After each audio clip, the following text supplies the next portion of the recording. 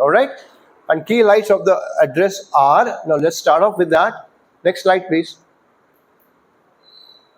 First is what? Economy and finance, right? Economy and finance. So all what we're going to be discussing will be certain statistics which will be mentioned here.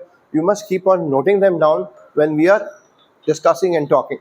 So India has emerged as the fastest growing major economy of the entire world. That you should know, correct?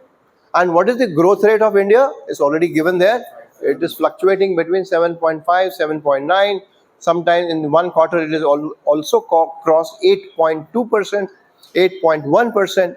So as a result, what are the world bodies, the bodies including IMF, who have predicted about India's growth rate and India's targets which they are going to achieve in the next 1 year or so. Whenever they give you a figure, it is always that they are going to be, by so and so time, they will be achieving this target.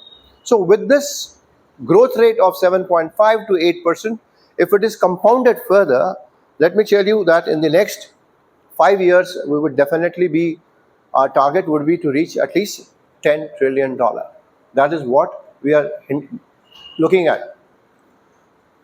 Inflation was 8% in the 10 years prior to 24. Now the inflation has come down to 5% with the present government.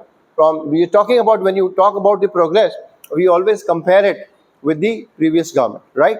So in the past 10 years back, the inflation was at 8% and now it's come down to 5%. So when you talk of inflation, the opposition keeps talking about, there is no truth in it. These are the actual figures.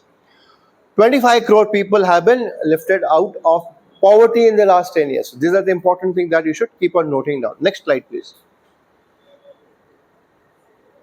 Now, as I said, India, if it is to grow, India has to increase its exports. Now, the next important thing which the government did as a collection of taxes was, some people used to avoid taxes. Now, to try and bring out and curb this habit of reducing the people from evading the taxes, what have we done? We have brought out a GST. So what does that mean? When you have a GST, so any vehicle, let us say, moving from place A to place B, let us say it is filled up with the finished products and it is going, so that time you're supposed to be paying the GST taxes. So if you pay the taxes at one place, you don't have to pay them anywhere else. Earlier, what used to happen was the tax structure was different for every different state.